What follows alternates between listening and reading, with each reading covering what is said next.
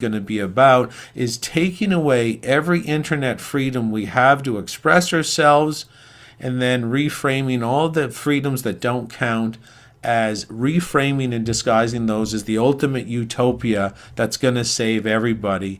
And this group really wants to reduce the population down to 500 million from 7.5 billion. That's their goal, where they just have themselves and what they call Gentiles, Gentiles in the Gaiome in the slave positions. We're going to put up some links to the Georgia Guidestones.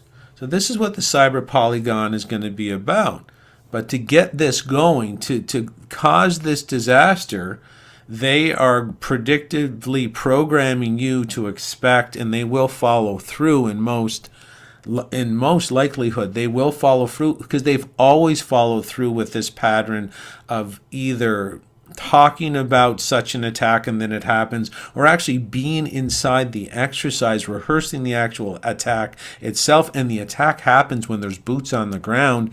And this helps drive the repetitive imprint and the repetitive programming to hijack that person's belief systems to make them think that what they're experiencing is real.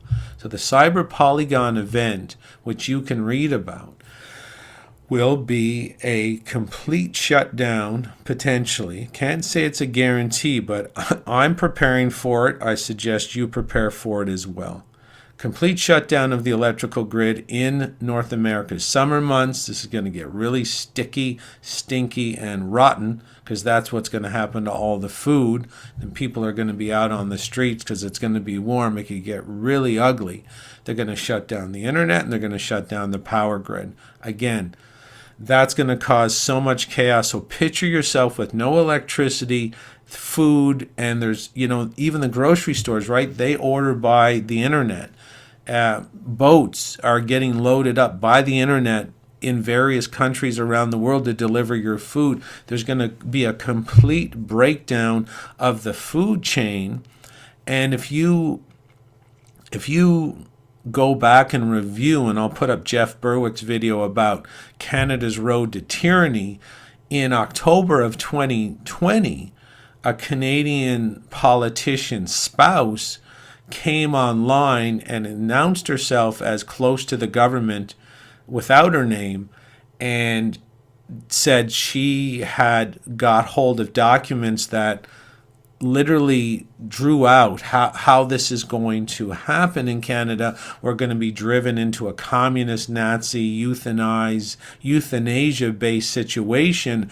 And yes, at the end of Q2 2021, so they're called quarters. So at the end of Q2, which is actually March, April, May, it's June, and the Cyber Polygon is slated to be discussed in June by Klaus Schwab and the mental defectives over at the Economic Forum. In the diagram, the road to tyranny released by this person that said they were close to the Canadian government in Q2, which is June, they have it that it is scheduled already to be a massive breakdown in the food supply. And this will be guaranteed tied to Klaus Schwab and his agenda. It's the same people, ladies and gentlemen, running every country right now. There's not enough, even with the full control of the police and the army, they still couldn't make us do what they want us to do. We have to volunteer. We have to inject ourselves with the poison. We have to lock our own businesses down. We have to stay in our own houses. We have to censor ourselves. We have to do everything they want us to do, and they believe they can make us do that through the repetitive control of our environment, which hacks our subconscious mind, which in turn hacks our behavior. This is what they believe. Now, if we start rebelling and pushing against this and making sure we own our behavior, or at least control the repetitive content in our own environment, we can control our own behavior as human beings. So